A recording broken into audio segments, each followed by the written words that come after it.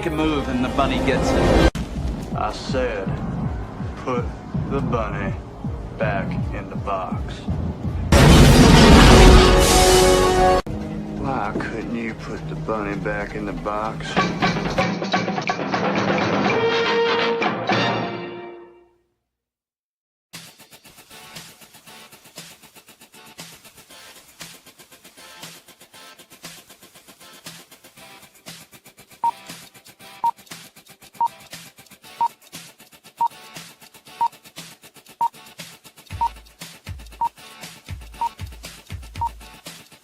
It's showtime.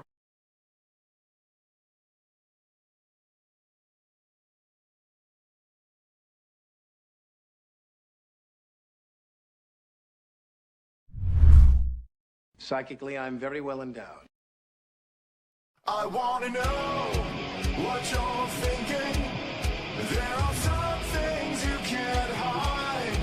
I wanna know what you're feeling. Tell me what's on your mind.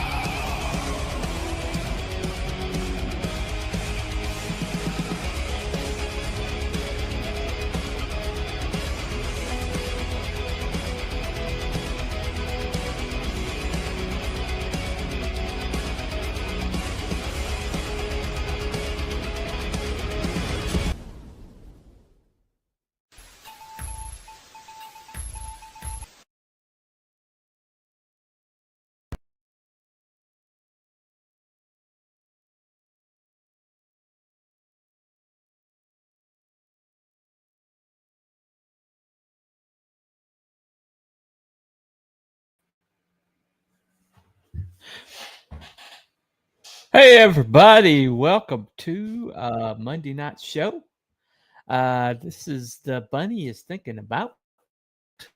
And here lately, there's been a lot of, because of the rest of the two-part Wicked adaptation that just came out. There's a lot of people like chattering on X and trying to say that the Wicked is canon.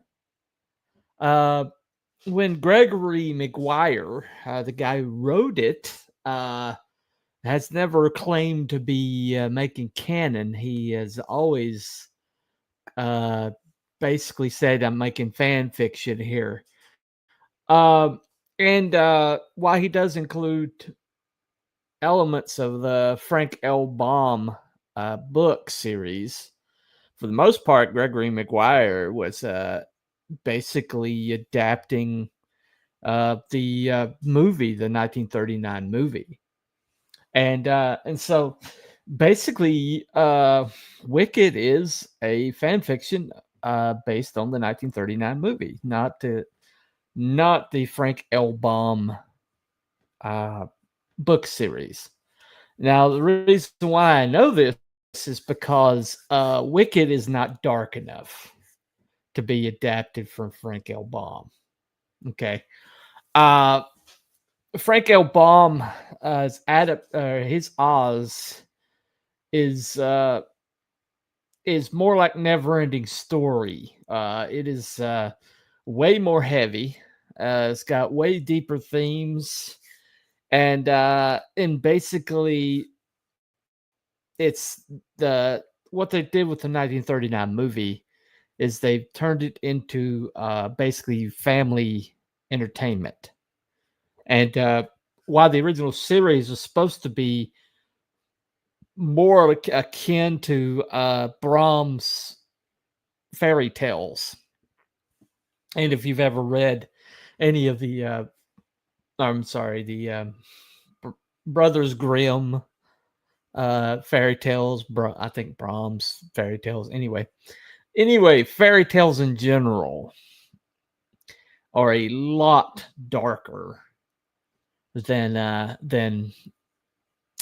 children's literature today, and so but basically what Frank L. Baum set out to do was he was creating children's literature, but complex enough that adults could enjoy it too. And up to that point, there was a dividing line between adult literature and children's literature. There really wasn't a lot of crossover, but that's the thing that Frank L. Baum really kind of began, is that he blurred that line in that adults could pick up the Oz books, and they were complex enough, and they had enough of maturity that adults could enjoy as well as the children. And so the Oz series was really one of the first series that was family literature, not just children's literature or adult literature. It walked that fine line. And nobody, I mean, I could be corrected. I think some people would argue that Dickens, Charles Dickens literature was probably before Frank L. Baum, but Dickens was really heavy. Dickens was really complicated and expansive. You know, Dickens didn't write very many short books. Most of his books were, massive. As a matter of fact, the shortest work he did was Christmas Carol, which is probably why it's his most adapted work. But Dickens was definitely adult literature. Now, his protagonists were often children. David Copperfield would be an example of that. Or what was the one? Great Expectations. That had children characters, child protagonists in that one. But for the most part, his books were way heavier. They were definitely more adult. Now, so Frank L. Baum, he created this fantastical world where anything could pretty much happen. But his protagonist was a little girl, and she acted like a little girl, and but he gave her like an ability, a buoyancy and a kind of determination that made up for the fact that she was a little girl. And she's really one of the premier female protagonists of all time. And there's a lot of these modern girl bosses. They don't have the permanence of Dorothy Gale. The reason why is because Dorothy was a little girl. She was scared. She failed. She made mistakes. When she beat the Wicked Witch of the West, it was by accident, and she was almost apologetic about it, And so Dorothy kind of she relied upon her friends, and a lot of things happened, to her more than she had agency. But it's basically you rooted for this little girl to make it back home. And later on, she was only in like the first 3 books of Frank L. Baum's series. And she disappeared from the books after the first 3. And, it had, after that, there was a different protagonist for most of the rest of the books. So Dorothy, she was a great character. And the influence that series had is still felt today. There's still adaptations being made today. There's still meat on that bone. It was so distinctive and so unique. And the 1939 movie is almost a different entity altogether. It was a different atmosphere.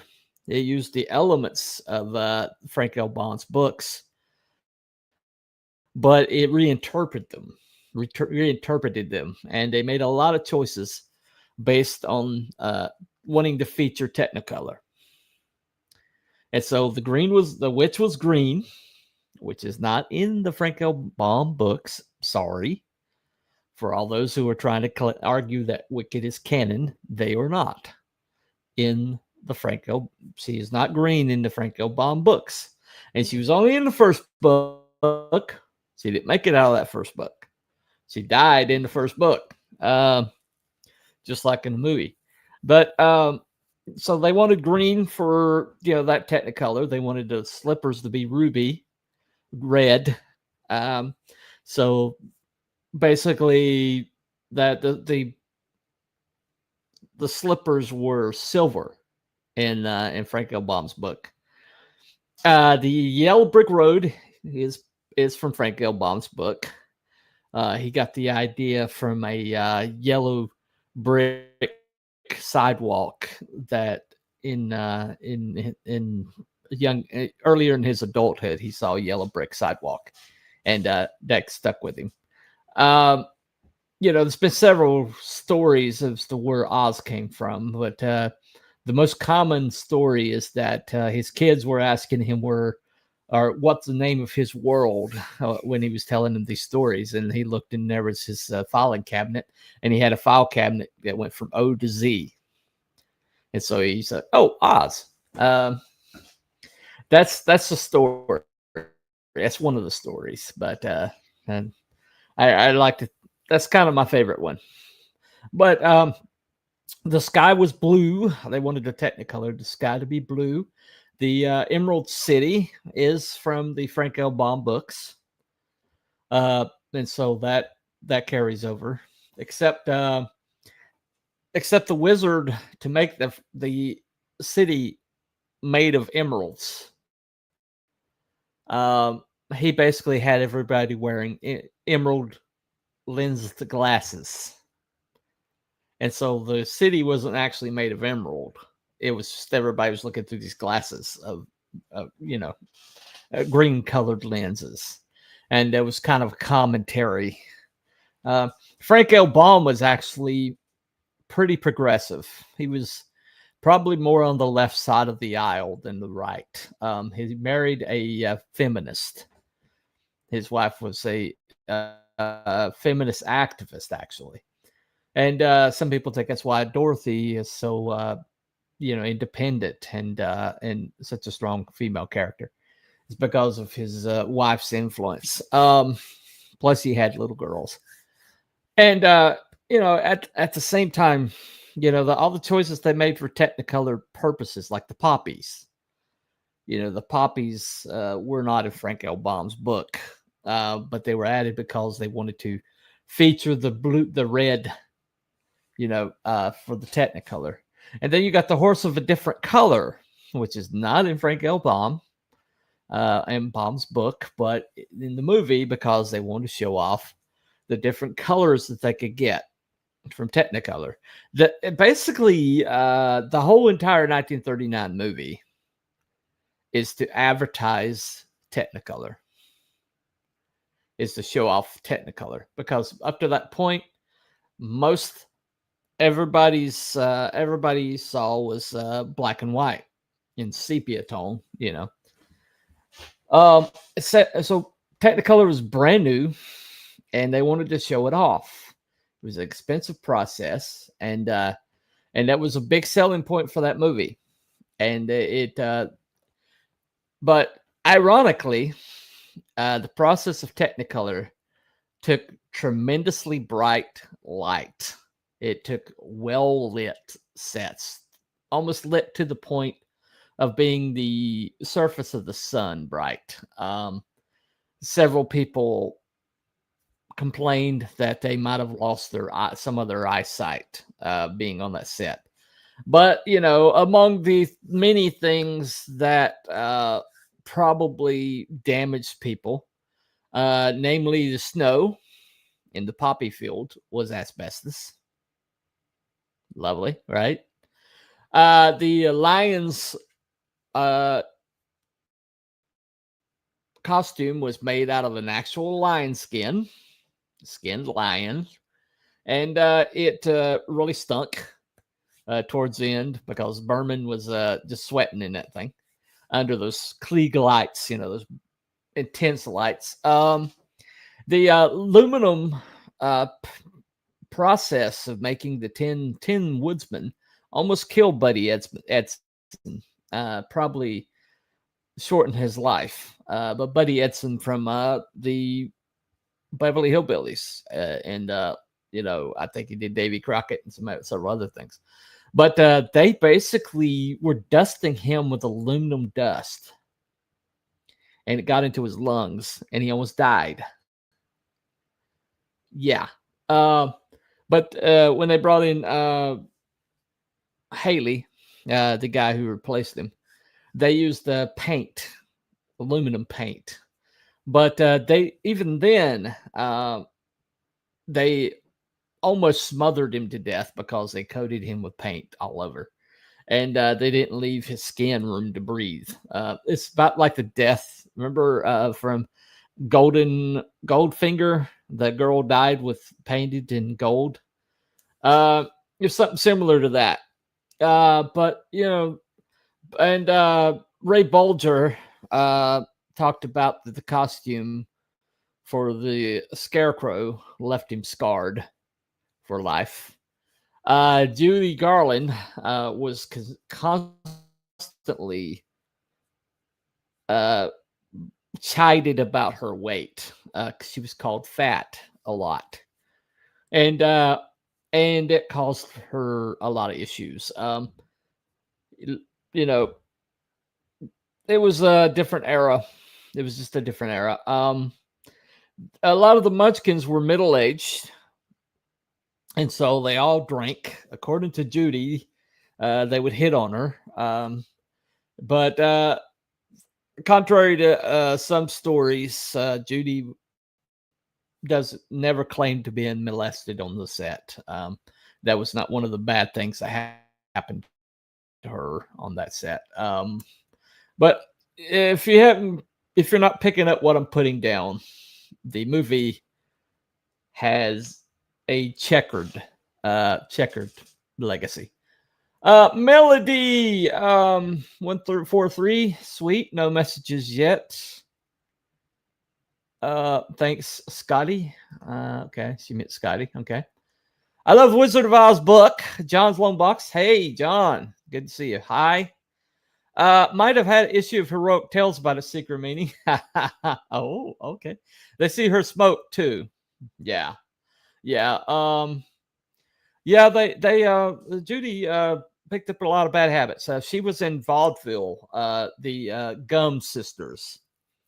And her name was actually Frances Gum before it was Judy Garland. They made her change her name.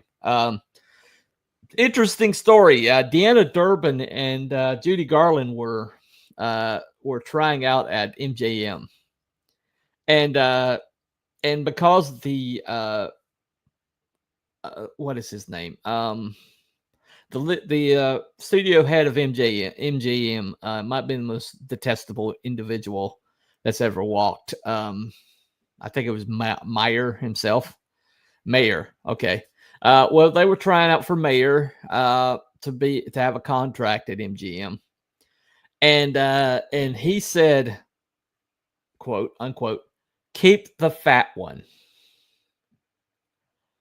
And so they thought he meant Judy Garland, and so they sent Deanna Durbin out the door. And Deanna Durbin had a really great career, but that was his assessment of Judy Garland. Not that she was talented, not that she was a luminous presence, but that she was fat. And if you look at that guy, he had no room to call someone fat. They made her smoke. Okay. Oh, okay. Yeah, there you go. Um, okay. Wife said the same thing. Yeah. Well, you're I'm happy that I have the same opinion as your wife. She is a very, very smart lady. You know, her taste in men notwithstanding, but she is definitely a smart lady. Uh, kidding, just kidding. Anyway, so the thing about Wizard of Oz is not only is it the first crossover fiction that was truly a family fiction in that adults could enjoy it. There's complexity enough for the adults to enjoy, but the children could. It was fanciful enough for the children, and it was safe enough for both. And that's one of the reasons why it had such an endurance. But when Metro Goldwyn Mayer they saw Snow White happen at Disney, and they saw the market just wide open for family oriented fare. Because before Snow White, studios didn't think that aiming aiming art at the younger demographic was worth their effort. So you'll find very few children's oriented things before Snow White. But Snow White was such an just a runaway hit. It suddenly occurred to the studio system that, hey, if we get the children in, the adults have to bring them.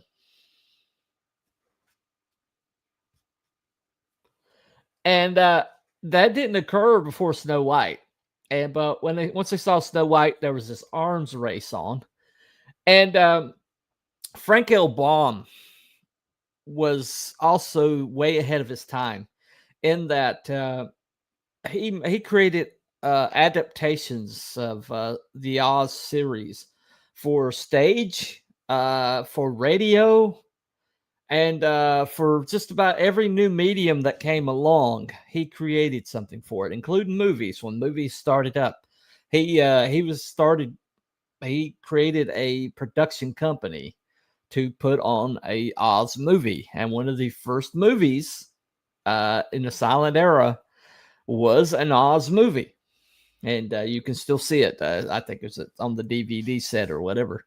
But so basically, the Oz has been adapted to all sorts of different mediums almost from its inception, and it was he crafted it to basically be able to transfer across mediums.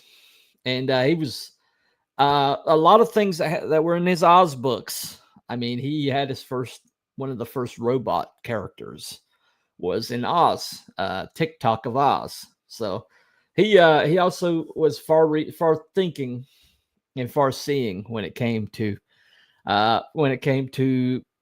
future technology and things like that. It really is to call Wicked, canon, is to diminish what Oz is and was.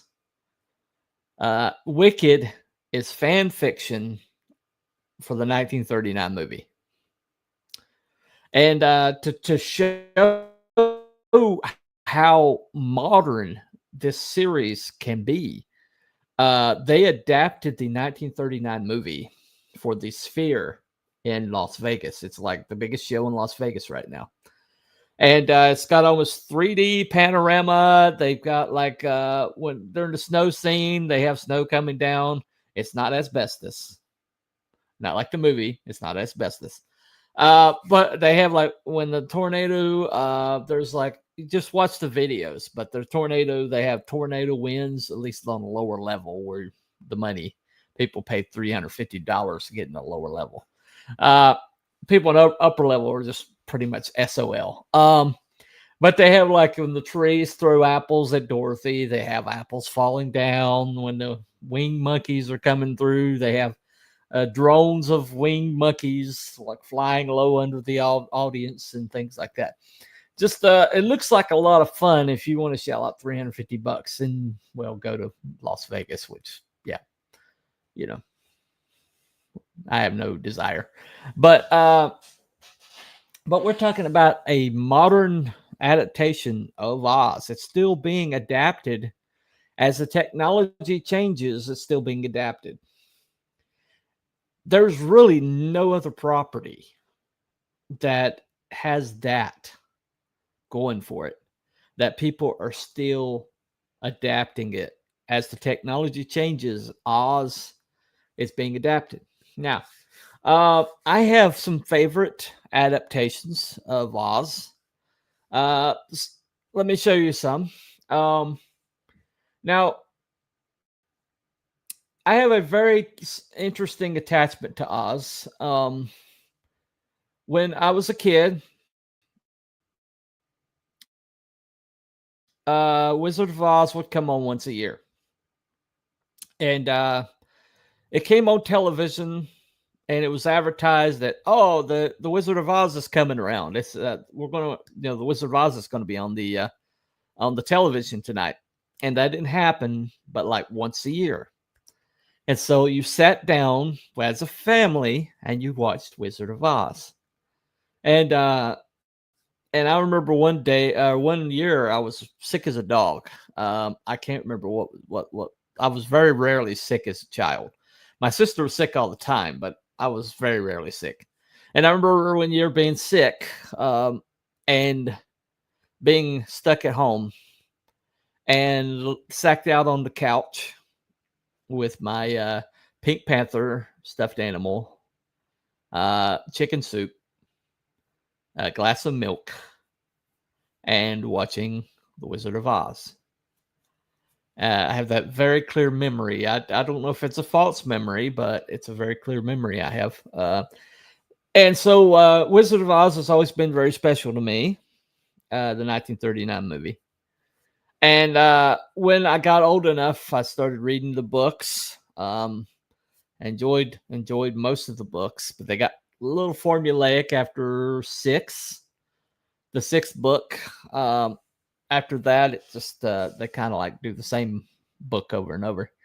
But I also I've seen just about every stage production of Wicked that's come through. I've watched the videos of them. My favorite Elphaba is what is her name?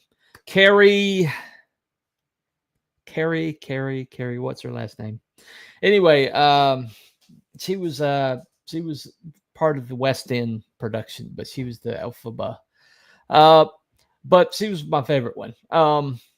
But the thing about it is, I'm not a Wicked fan per se. But just about any adaptation that's come through that has anything to do with Wizard of Oz, I'm there. Okay. And so, a few of my favorites. Let me start out with the comic. Okay. This is a recent one. Okay. Now this it's a guy in our circles who is he's kind of like he is kind of like the letterer du jour. But if you want anything lettered, this is your guy. And he's lettered just about everybody. Eric Weathers is his name. But this is written by Zeb Hatfield. But this is called Battle Brick Road. Okay. This is a really amazing story. It's Eric Weathers' art, but he's got the coolest scarecrow. That is his scarecrow. Okay. That is just badass. Look at that guy. But he basically changed Oz to kind of a kind of like a parallel dimension, as it were. And Dorothy is a special forces lady. She is looking for her father, and the world has kind of had a natural disaster, and so it's a little dystopian, and but her adventures basically, she gets to Oz, and Oz has kind of like a mix of advanced technology and magic. That's really unique. All of the witches are kind of like AIs, And I've gotten that one. I've got the second one. The second one's really good. And then I got the Project Zephyr, which is a prequel. And all three of these are just absolute fascinating. And you can tell that Lee Zeb Hatfield knows the Frank L. Baum books. That this is not adapted from the 1939 movie. This is adapted from the Frank L. Baum books. And you add in some paramilitary, you add in some sci-fi. They added a whole bunch of sci-fi into it, and it's a really cool series. I think he's ericweathers.com. I think he still has available if you want to pick it up. But I highly recommend it. Highly recommend it. But yeah, just Scarecrow is just badass. He's just a badass. Now, let me get this out of the way. This is the adaptation everybody knows, but they went to the original source video, basically the original source film, and they did a high definition update. And my sister had this, and my sister has watched it religiously. My sister loves Wizard of Oz. She's mentally handicapped. Oddly enough, she doesn't remember her childhood because of the accident that made her mentally handicapped, but she loved Oz as a little girl.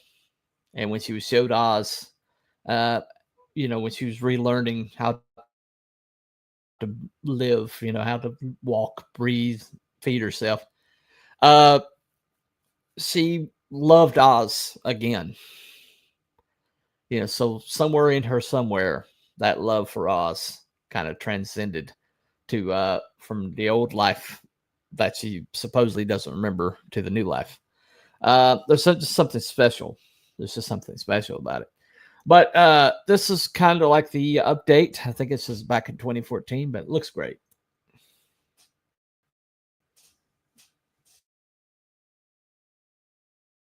And who might you be? If you please, I am Dorothy.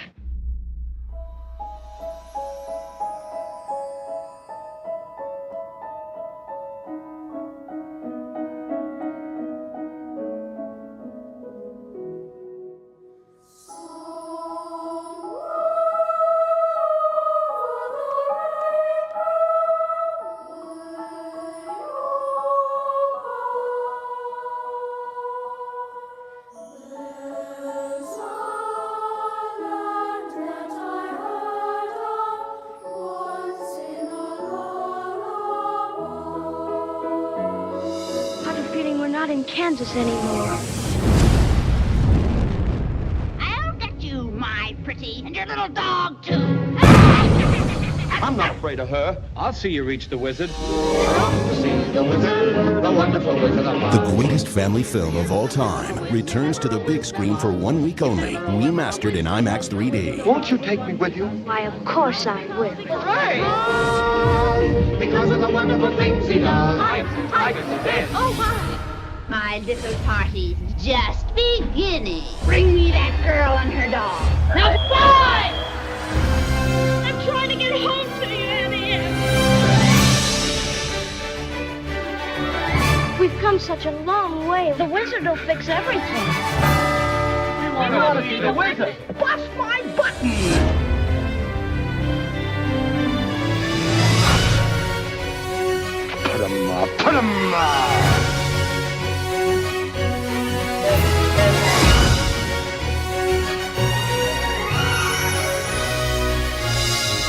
There's no place like home. I am I.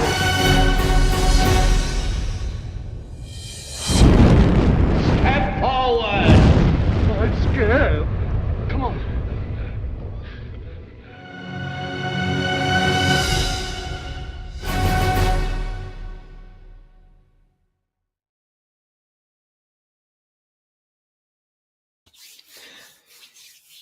So that was 75th anniversary reissue. They put it back in theaters, and it dominated the box office. While it was in theaters, that was back in 2007, I think. It just holds up. I mean, it holds up technically. It holds up the special effects because they're practical effects. Practical effects age well. It Hold on. Toto is still going to get killed the next day. Oz didn't change the old lady's mind. Yeah, okay. I got you. Yeah, when she gets back, that's Henrietta the Belinda. I think her name might be Belinda. But the hen probably didn't suffer a wonderful fate either. Anyway, it's reality. Life on a farm, my friends. Life on a farm. But anyway, so I guess you're talking about the movie, the 1939 movie, the Miss Gulch. It was still going to have Toto put down. I guess that's what you're talking about. I guess he didn't really change anybody's mind there. It is what it is. Anyway, so basically, what you got there is it's a unique property that can be reinterpreted so many different ways. But the characters just resonate.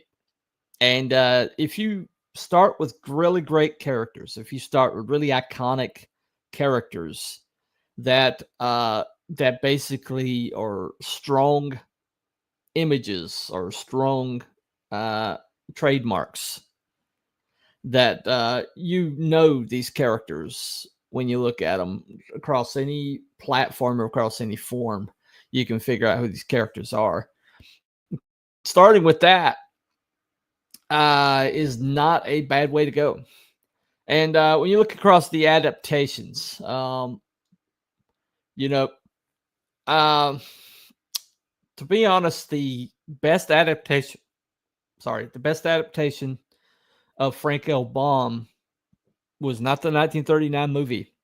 It was the movie in 1983 called Return to Oz, put up by the Disney Corporation.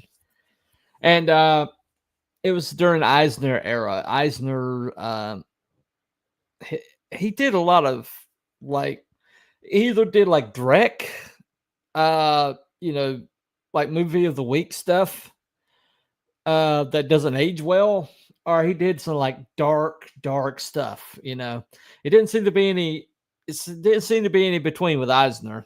But this is one of the things that they put out that a lot of people were kind of like, what am I watching? They expected 1939, they expected Technicolor, they expected kind of like the musical or whatever, but they got this. Remember how we spoke? Not to talk about us. This electrical marvel will make it possible for you to sleep again. We have to get you out of here.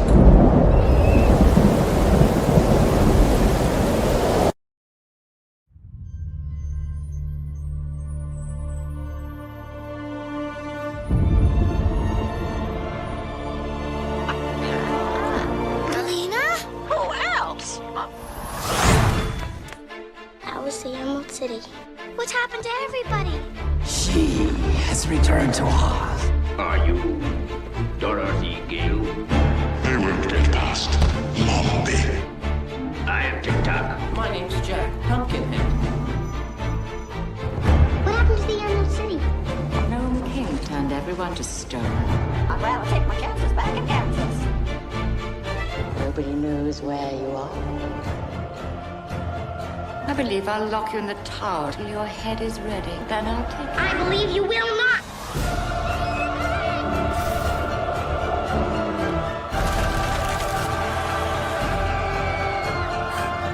We are here with our army. She's more powerful than I thought.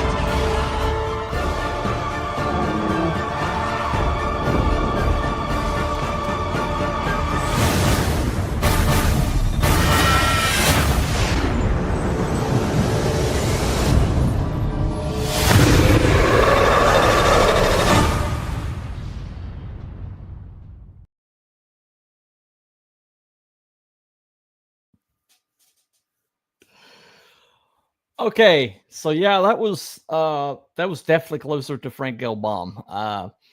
You know, a witch who traded heads. TikTok was Frank L. Baum.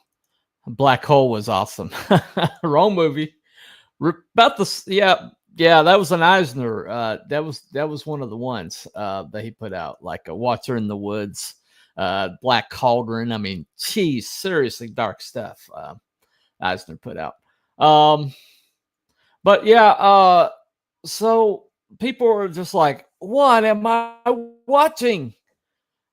And they didn't get it. I mean, they didn't understand that Return to Oz was closer to Frank L. Baum than the 1939 movie. They all the 1939 movie, the musical, they wanted the images, the munchkins, the trees throwing apples, things like that. And what they got was the Wheelers, Mamba, who like to take maidens' heads and trade them out, depending on, what mood she was in. All the favorites of Oz being turned to stone, little Dorothy, kind of being on her own. But that was the best version of Dorothy Gale. Fairuza Balk was just born to play the real Dorothy Gale. But I mean, this is some dark stuff. Like they're treating her with electroshock therapy, ECT. What? ECT is just barbaric, and yet they did it pretty frequently back then. It was like the catch-all for everything. Your wife is a little depressed, I mean, that was the time, man. But yeah, that's definitely one of the adaptations. Now it's odd, but it's like the wicked crowd wouldn't like the Return to Oz. I mean, they wouldn't like it, but just depends on the kind of Oz fan you are. If you are a 1339 fan or a Return to Oz fan. And because Return to Oz is more Frank L. Baum than 39. Now, somebody like me, I can appreciate both. But where you land on your acceptance of Return to Oz will tell people exactly if you're a book fan or if you're a 39 movie fan.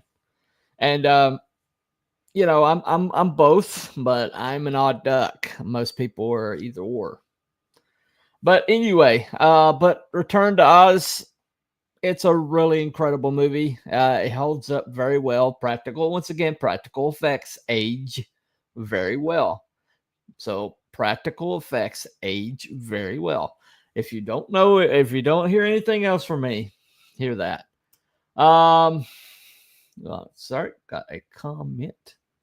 What have we got? I like them both. There you go. See? There you go.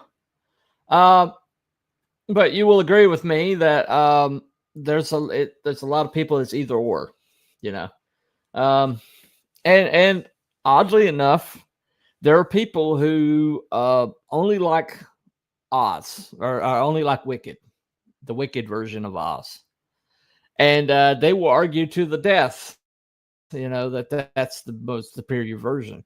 But when you talk to Gregory Maguire, the guy who wrote Wicked, the book, which the play was Stephen Schwartz adapted for the play, he would tell you that he is a Frank L. Baum guy, but he adapted off of the movie because that was the most iconic. But he would tell you that's fan fiction. He'll tell you himself that it's fan fiction. Of course, he did, Confessions of Wicked Stepsister. So he did. He's kind of like adopted, like Cinderella. Adopted, I think, Alice in Wonderland. So he just basically that's how he's made his career. But I think the people who are just like also rans or late to the game, they're all Wicked fans. And I can appreciate Wicked. I can appreciate the stage play. But it's part of this revisionist history that nothing exists beyond the year 2000 or 2010. And it just annoys the shit out of me. I see people arguing on X about it. And I'm like, why can't you just enjoy all of it? Why can't you appreciate all of it? Okay. The Frank L. Baum books are awesome. They still read well today. And at least the first 6. I won't recommend past the first 6. But the 1939 movie, still iconic, still takes your breath away. It's still got incredible music, great performances. The practical effects hold up very well, especially with the high definition versions that they put out for IMAX. Just really incredible on your screen, your TV screen at home. But they hold up in 1080 very well. 4K if you're really fancy. But then you got Wicked coming out. The stage play, the musicals, the traveling, musicals, which I've seen. I have gone to New York. I never plan on ever going to New York. You got the movies, which I've never watched the movies. I just have no desire to watch the movies. I just don't. I never blow my hair back, especially the second act. It's just I never blow my hair back. But anyway, I can appreciate all of it, and that's the way all of us should be. We should be able to appreciate all of it instead of defending to the death that this is the best stuff and that you don't like it, something's wrong with you, which is just weird. It's just a weird anomaly in fandom now, in that you can like this, but you can't like that if you like this, and and this is superior to that, and so you've got to allow for it to be superior to this, or something wrong with you. Something wrong with you if that's the way you are. But there's a lot of people that are these days, and it's just weird. It's just weird. Anyway, so there was a television miniseries that was put out around 2010, I think. Might be earlier than that. It's like on the Sci-Fi Channel. It looks very Sci-Fi Channel. It really does. But it was called Tin Man. Had Neil McDonough in it. He's one of my favorite actors. Had Zoe Deschanel. I've never got that whole thing with her, but she's okay in it. And it kind of like did a reinvention of the Oz mythos, and it did it pretty well. And I find it enjoyable. You can kind of pick stuff out. But here's the trailer for it. Here we go.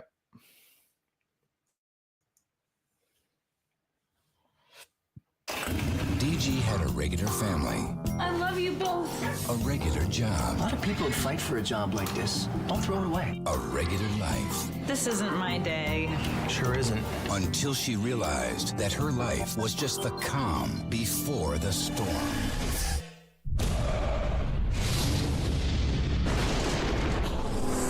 Where am I? Seems to me you were sent through that storm for a reason.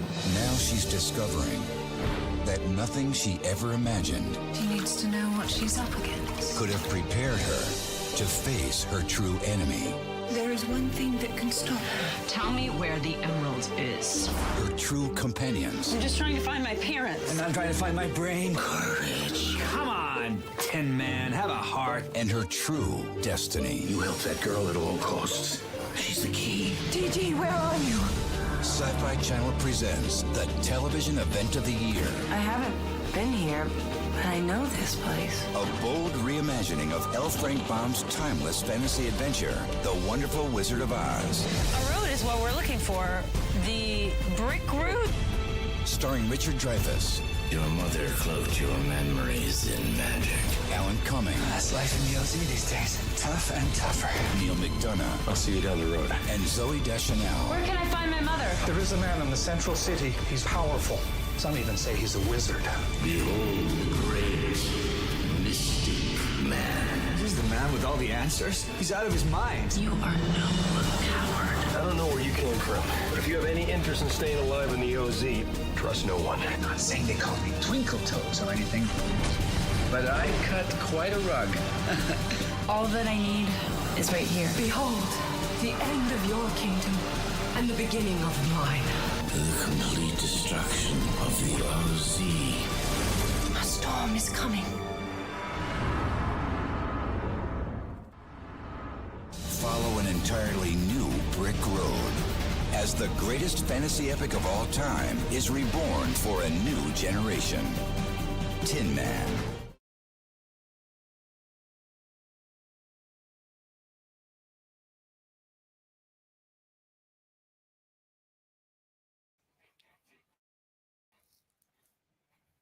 Okay, still not struck. I am shocked.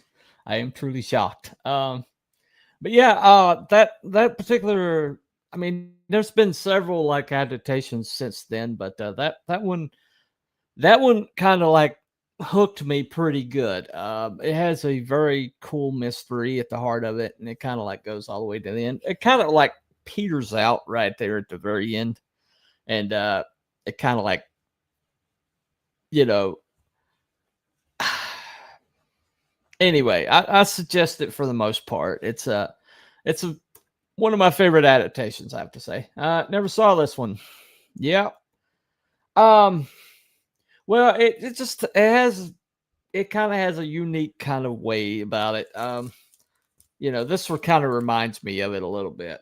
The Battle Brick Road series. But I just like the kind of reinterpretation of the characters. You got the Scarecrow, the Tin Woodsman, and the Cowardly Lion. We're all there, and DG instead of Dorothy Gale, DG. And the wizard is played by Richard Dreyfuss. I mean, not bad. But I mean, out of all the adaptations that I've seen, that one is really kind of stands out to me. It's the only one I've kind of watched to the end. They had like one recently where you could tell they were trying to have like turn Oz into Game of Thrones, and it was really miscast. You could tell it was like modern casting because you could just tell that characters did not look how they were kind of like conceived. They were cast different from the conception of the character. You see this a lot in modern days where you'll see somebody like I watched a show one time where a trash talking Brooklynite tech wizard, and it looked nothing like what you would expect. So What you talking about? Talking about with Oz. Talking about Oz adaptations anyway. But you know, the thing about the Wizard of Oz that kind of like is the reason why we're still talking about it. Is we're still making IP. We're still, you know, creating new things based on it. You know, my sister's got a dual match game that's based on it. I've seen like casino games that are Oz based. Video games are still coming out with an Oz base to them. And all this came from 1900. So 125 years ago, a middle-aged man decided to publish the stories that he had made up for his kids. And, you know, he had been publishing his entire life. He had been trying to find like a niche, and nothing had ever worked. You know, he went bankrupt multiple times, moved all over the place. And during the course of that, you know, he acquired kids and a wife, and well, the wife first and then the kids. That's the way things happen. That was the, you know, that was kind of like the order. But along the way, he just decided that, you know, these great stories that his kids loved, he's like, I wonder if somebody else might like them. You know, and so he published them. Yeah, it was almost a self-publishing. He basically had to pay somebody to publish it, and it took off, and we're still talking about it today. Going down that yellow brick road. Yep. And I love Oz, Wonderland, and Peter Pan. Yep. And all three of them came out around within 20 years of each other.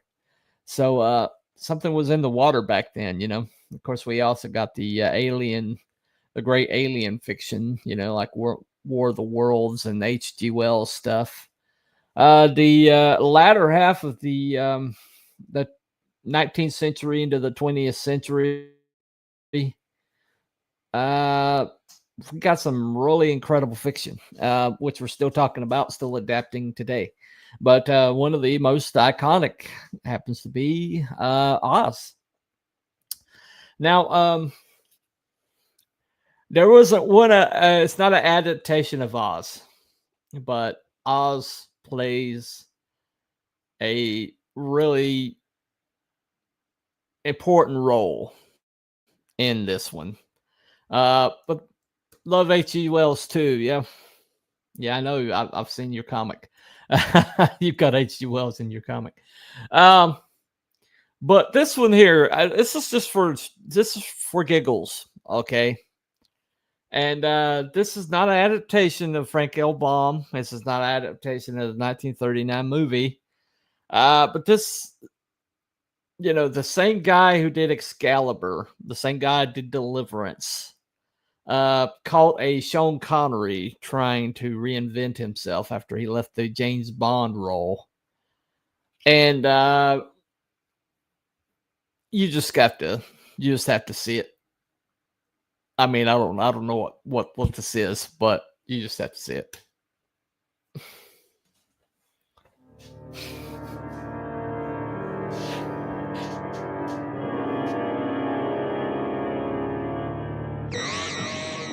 Zardoz speaks to you, his chosen ones.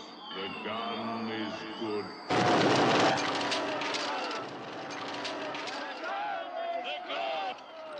Go forth and kill.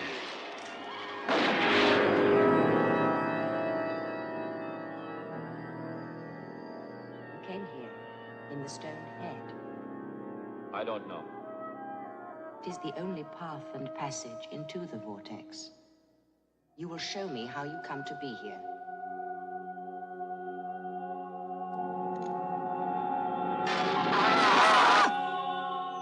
Tell me everything. My name is Zed. For Zardos, I am an exterminator.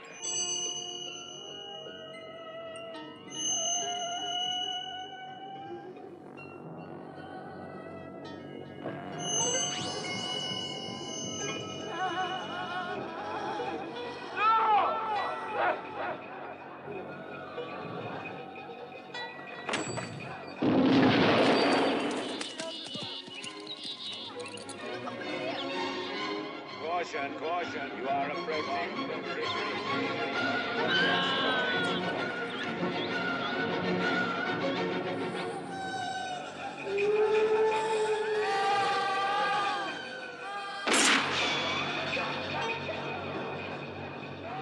Look into the ring.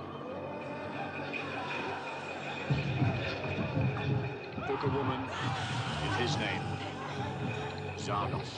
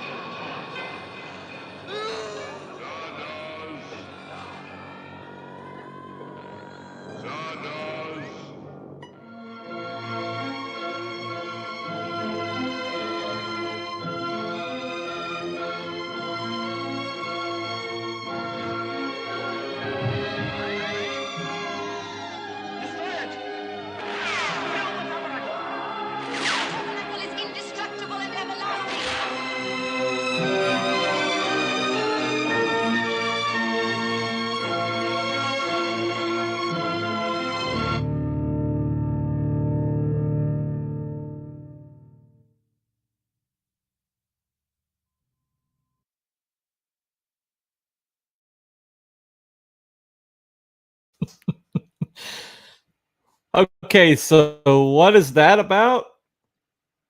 Yes.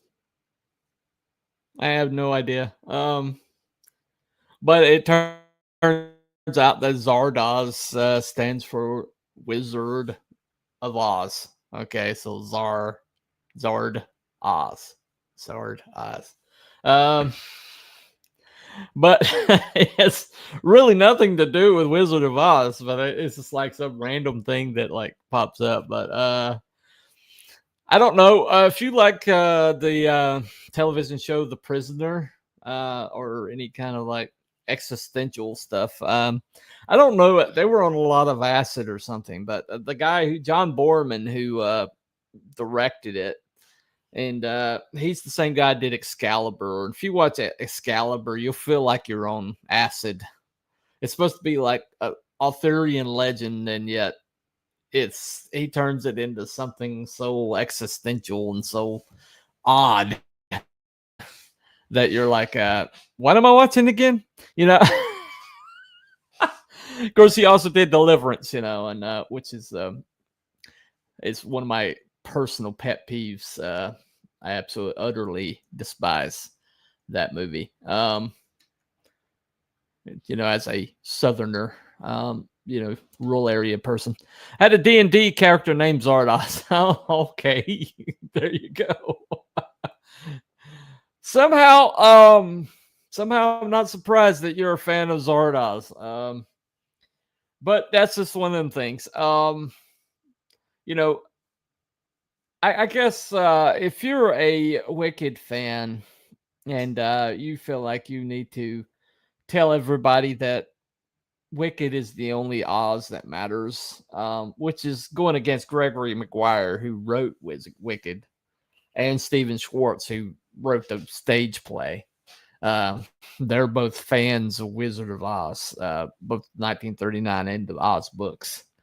But if you're out there and that's the entire scope of your view is Wicked, this movie that's in the theaters right now and the stage show and all that,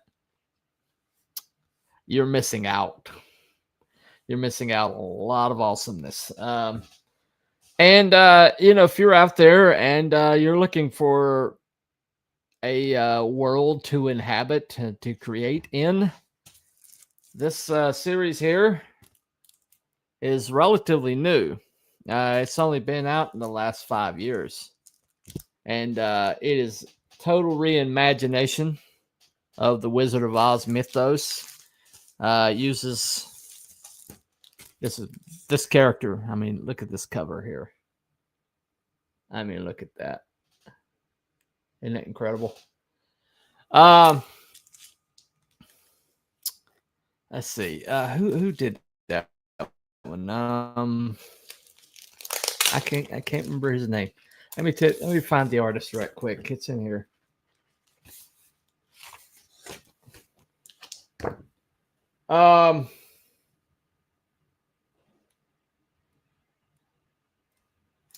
I can't remember the name of the artist, but he's a very famous artist. He's one of his first works that he did. I got mine signed.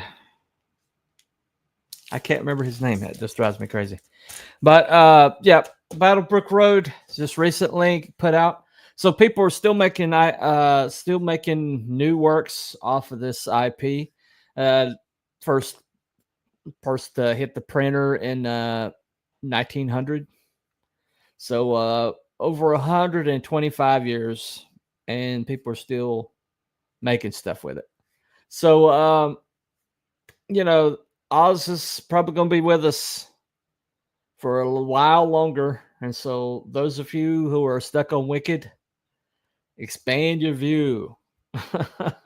There's way more cool stuff out there that you can be absorbing right now. And people like what they like. People enjoy what they enjoy.